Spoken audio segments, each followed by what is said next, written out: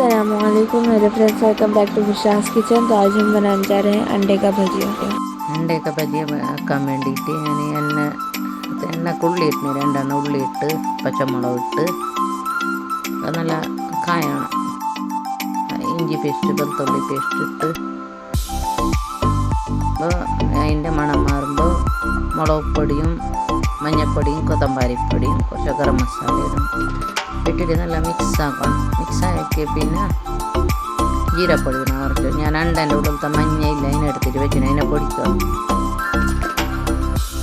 അതിനെ പൊടിച്ച് പിന്നെ നല്ല പൊടിയാക്കിയ പിന്നെ അതിൽ കിട്ടാൻ കഴിയും. ഈ മസാല ആക്കിയിട്ടില്ലേ, മസാല ആക്കിയാൽ കൊയ്ക്കണം. അതിനെ വെച്ചിട്ട് നല്ല മിക്സാക്കണം. നല്ല മിക്സായി പിന്നെ അതിലേക്ക് കൊത്തമീറി മുറിച്ചിട്ടാൽ മതി. മസാല റെഡിയായി. അതിന് ഈ മുട്ട എടുത്തിട്ടില്ലേ, അതേക്ക് മുട്ട, ഈ മുട്ടൻ്റെ ഉള്ളിലേക്ക് ഈ മസാല നിറക്കണം. എല്ലാം ഇതേമാതിരി നിറച്ചിട്ട് പിന്നെ വെക്കണം.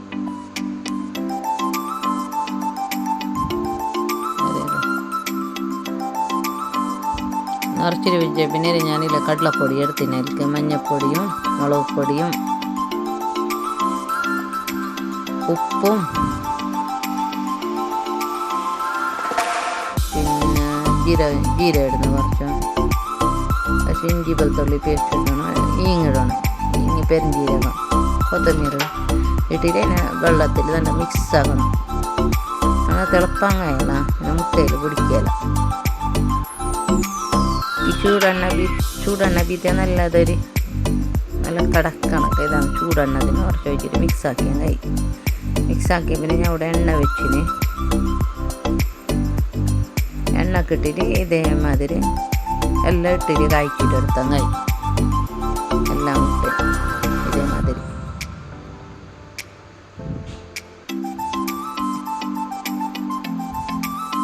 അപ്പോൾ ഇതേമാതിരി എല്ലാം കായ്ച്ചിട്ട് എടുക്കണം.